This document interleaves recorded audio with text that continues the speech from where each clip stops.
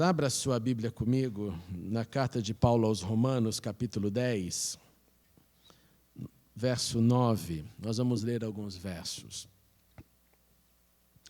Romanos 10, verso 9, diz assim: Se você confessar com a sua boca que Jesus é Senhor e crer em seu coração que Deus o ressuscitou dentre os mortos, será salvo. Pois com o coração se crê para a justiça e com a boca se confessa para a salvação. Como diz a Escritura, todo o que nele confia jamais será envergonhado. Não há diferença entre judeus e gentios, pois o mesmo Senhor é Senhor de todos e abençoa ricamente todos os que o invocam. Porque todo aquele que invocar o nome do Senhor será salvo. Como, pois, invocarão aquele em quem não creram? E como crerão naquele de quem não ouviram falar? E como ouvirão se não houver quem pregue? E como pregarão se não forem enviados? Como está escrito, como são belos os pés dos que anunciam boas novas. Oremos uma vez mais. Obrigado, Senhor, pela tua presença. Por tudo nós te agradecemos e agora oramos pelas nossas crianças que estão recebendo a palavra do Evangelho nas suas classes. Rogamos pelos professores, por cada um que lá está ministrando e que uma vez mais a sua presença também se faça presente para os nossos pequeninos, para que todos eles possam vir ao entendimento do teu amor por nós. E agora também, abre a nossa mente, abre a nossa compreensão e fale conosco, pois continuamos na tua presença e declaramos a nossa necessidade de ti, da tua voz e do teu poder, em nome de Jesus. Amém, amém. Podei-vos assentar. Diante da culpa e do sentimento de culpado que todos temos, nós geramos muitas reações diferentes, reações que demonstram um senso comum que nós carregamos diante da culpa, diante do que somos, e essas reações elas estão presentes no consciente coletivo. Nós sentimos mais facilidade de lidar quando o assunto é erro, culpa ou culpado, com o culpado convicto do que com o culpado que não assume a sua culpa. O culpado convicto que percebeu os seus erros, ele é recebido e visto por nós com mais compaixão e graça. Ao mesmo tempo que nós temos grandes dificuldades com aqueles que não assumem os seus erros, com aqueles que erraram, continuam a errar e ainda mantêm a sua justificativa de que não errou mesmo tendo errado. Lá no acampamento eu perguntei aos jovens, quem é o culpado que nós aceitamos mais facilmente? Quem é o culpado que nós não suportamos? E o culpado que nós aceitamos é aquele que disse e que diz, eu errei, me perdoe. É aquele que afirma o mal feito, é aquele que percebe o seu erro, a sua falha. E essa aceitação é positiva, pois ela reafirma a nossa fé, porque nós continuamos a errar. Do seu conhecimento e na sua caminhada de Cristo não isentou você de erros, não me isentou de erros. Nós continuamos com os nossos pequenos, grandes, graves, menores delitos. Nós continuamos a errar diante de Deus e diante dos homens. E quando isso acontece, nós também precisamos reconhecer de imediato a nossa culpa, também precisamos confessar o Senhor, também precisamos promover reconciliação com os homens. E quando então aceitamos o culpado que confessa os seus erros, nós estamos, na verdade, aceitando primeiramente a nós mesmos. Porque na família da fé este é o procedimento, eu erro, reconheço, confesso e me reconcilio o tempo todo. Agora, quando nós não aceitamos a ausência da responsabilidade de alguém, a ausência da culpa de alguém que ao invés de dizer eu errei, mas não vai se esquivar, eu sei que isso gera um grande desconforto em nós. Isso gera uma grande agonia, principalmente se o erro do próximo foi contra você e ele não assumiu a sua culpa. Há uma agonia de alma, porque você não consegue nem olhar mais para a pessoa. Eu sei que é difícil estar diante de quem fez e diz que não fez e continua fazendo. Sim, é triste ouvir desculpas. Desculpas do tipo, olha, se eu tivesse feito assim, talvez isso não teria acontecido. Se eu tivesse pensado, se eu tivesse refreado os meus lábios. Mas não ouvir o eu errei é terrível. E eu repito, ainda mais se o erro foi contra a mim. A justificativa, então, não faz e não causa nenhum benefício.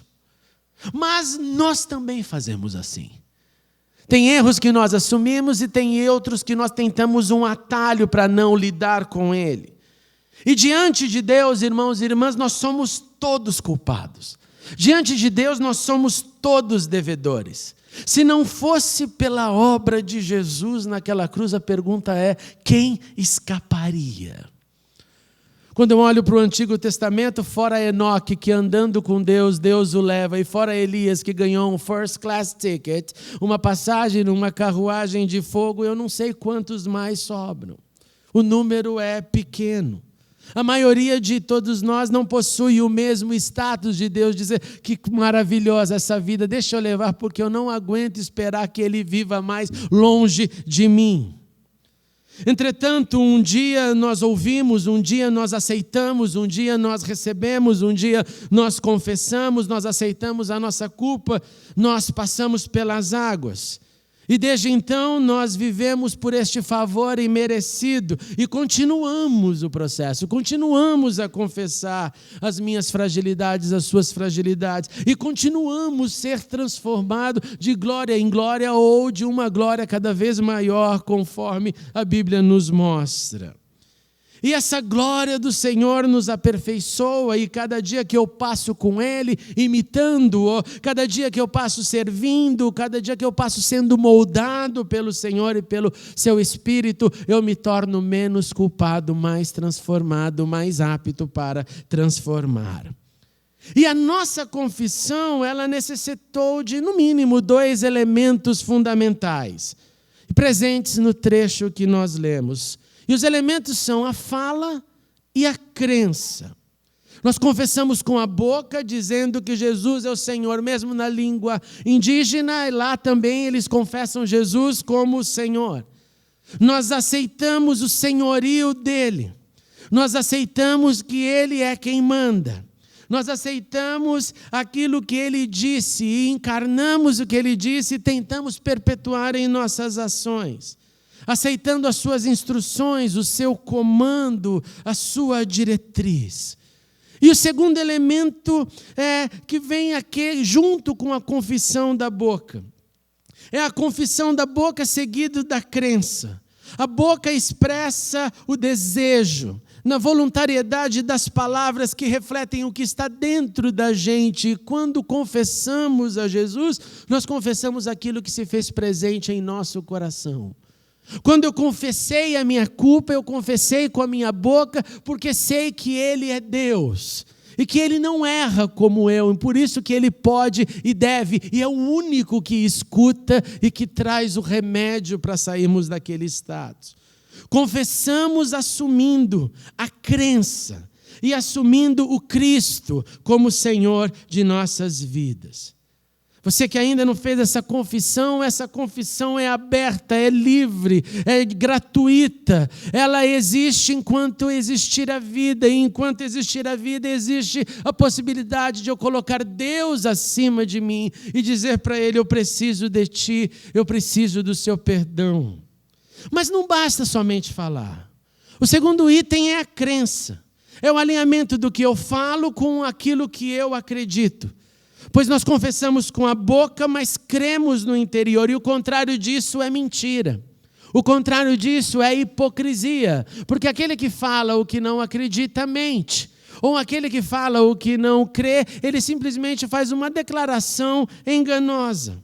Fala e crenças andando juntos. A fala e a fé, declarando com palavras e com o coração, com o verbo e com o entendimento, com aquilo que é presente no meu interior. E o texto que lemos nos diz que quem assim o faz, parece ser tão simples, e é tão simples, será e é salvo. Matricula-se na classe da transformação e permanece nessa escola por todos os dias. Não tem graduação nessa escola aqui na terra. Não tem pódio dessa escola aqui na terra. Não tem o grande dia quando você recebe atestado de maturidade cristã, passou em todas as provas e agora tem o seu mestrado e o seu doutorado. Não. Paulo, que era Paulo, preferia dizer: eu continuo me sentindo e sou inútil. Eu continuo me sentindo miserável. Eu continuo me sentindo numa escala bem baixa. Eu não sou o grande homem de fé, conforme às vezes nós colocamos o rótulo em alguns. Essa graduação não é neste mundo. Essa graduação, essa formatura está reservada para algum momento na eternidade que só Deus, o reitor principal, sabe quando isso irá acontecer, junto com outros povos, com outras nações, com outras raças, incluindo os indígenas, os primitivos, que ao nosso lado estarão na eternidade. Como eu disse, depois do meu encontro com o nosso missionário, eu fiquei refletindo nesses dramas, na responsabilidade que nós temos, porque Jesus não limitou geografia. Imagine se tivesse limitado. Jesus não disse: pregue na região tal, ali perto da sua casa somente, e você está livre de todo o comprometimento. Jesus olhou para os seus discípulos e diz: olhe para o mundo. Naquele momento em que não havia ninguém ali na sua cabeceira de cama, um globo mundial para dizer: aqui está a América do Sul, aqui a América do Norte, aqui a Ásia, o continente africano e assim por diante. Olhem para o mundo, por isso que o Jerusalém, Judéia, Samaria, os confins da terra, a expansão da terra.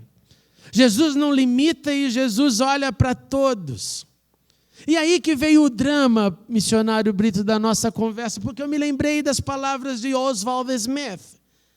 E é mais ou menos assim as palavras dele: se para você está bom, se para você está bem, se para você não importa, se para você não lhe incomoda que crianças são enterradas vivas em algumas tribos porque nasceram com algum defeito, se para você não importa, continue a sua vida.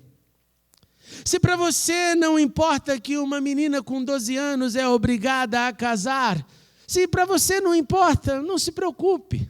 Mantenha-se com a poesia da adoração do leão da tribo de Judá, nessa falência poética que não faz nada, a não ser poetizar a mentira da sua vida e da minha.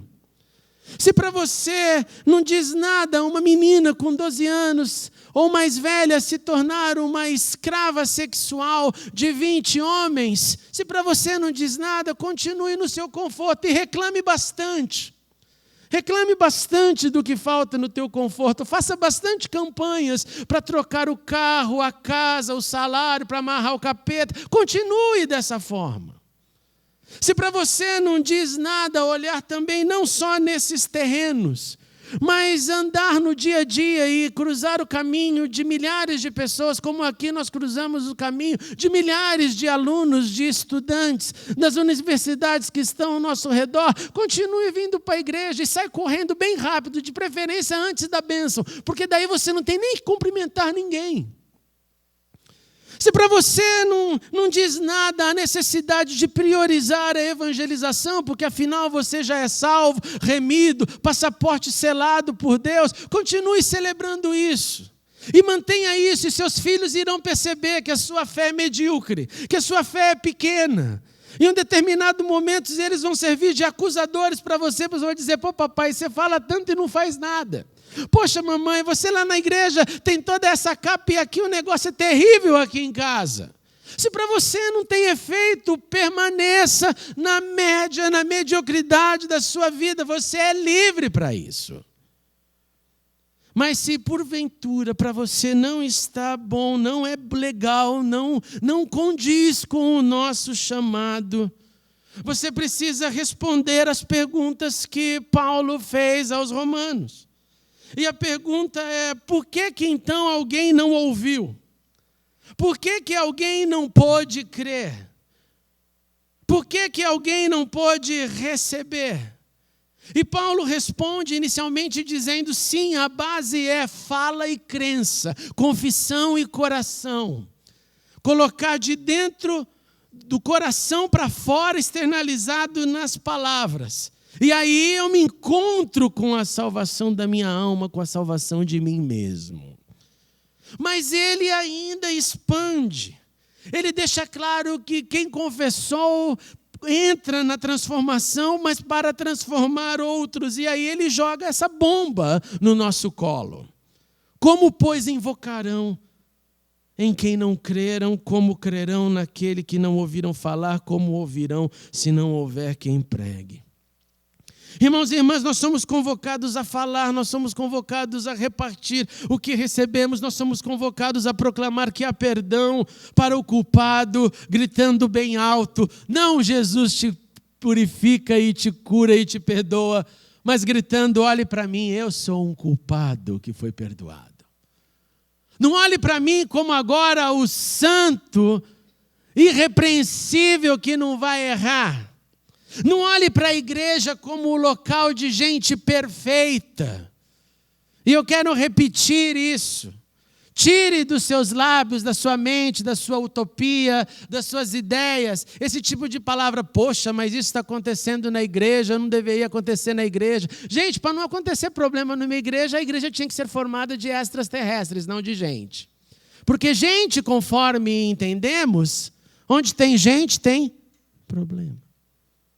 Onde tem gente, tem choque. Onde tem gente, tem crescimento. Onde tem gente, tem transformação em andamento. Agora, é óbvio que nós lutamos para minimizar, para transformar, para que a maturidade vença e não para que a debilidade da fé prevaleça. Olhem para mim, deve ser o nosso anúncio, porque eu sou um culpado, mas que continua sendo absolvido pelo Senhor. Olhe para mim, porque sou um culpado e que erro, mas o sangue de Jesus tem me purificado e me dado chances de crescer. Olhem para mim, porque eu assumo as minhas culpas, os meus erros e luto no meu dia a dia para aprender mais e errar menos. Você tem coragem de dizer isso? Olhe para mim. Compartilhe o que você tem recebido a todos, compartilhe sempre e não só um momento.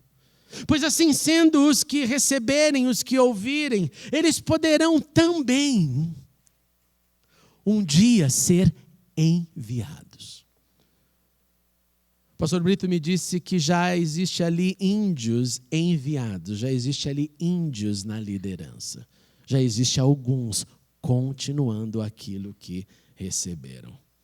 E dessa forma, tanto eles como nós, todos, poderão entrar nessa linda declaração que Paulo menciona a respeito das palavras do profeta Isaías, quando disse sobre a beleza dos pés daqueles que assim fazem. Como são belos nos montes os pés daqueles que anunciam boas novas, aqueles que proclamam a paz, que trazem boas notícias, que proclamam salvação, que dizem a Sião: o seu Deus reina. Como nós carecemos de pessoas para proclamar boas notícias. Teve um jovem no acampamento que chegou para mim: pastor, eu preciso falar com você. Eu falei: se não for boa notícia, não fala não. Aí ele sorriu: não, são boas notícias, pastor. É claro que eu estava brincando. Mas a grande verdade é que às vezes nós somos mais proclamadores de más notícias do que boas. Às vezes é só drama, só draminha, só situação, só historinha. E as boas novas ficam em algum lugar da existência, longe dos lábios, não dentro do coração. Então não tem como a boca abrir e liberar tudo aquilo que cheio está o meu e o seu coração.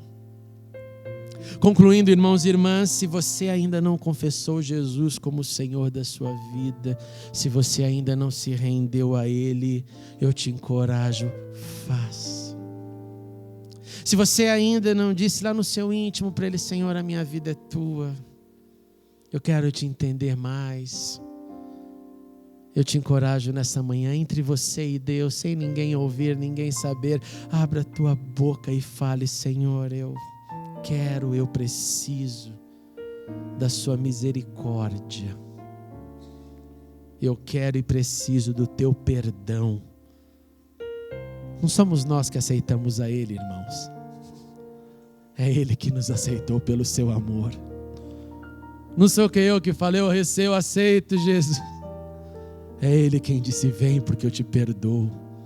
Vem sujo, vem sem roupa, venha nu, venha do jeito que você estiver. Sou eu que te recebo, sou eu que escrevo o teu nome, sou eu que te dou nova vida, sou eu que te transformo para transformar.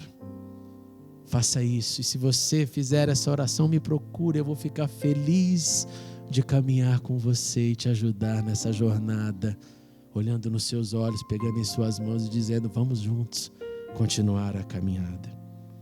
Você que já pertence ao Senhor, que já confessou a sua culpa e que continua errando como eu, mas vive nesse propósito de conserto, de transformação diária. Você que assume o erro que faz, você que diz: sim, eu continuo errando e Senhor, eu preciso da tua misericórdia. Eu quero te encorajar na renovação do seu amor para a proclamação das boas notícias.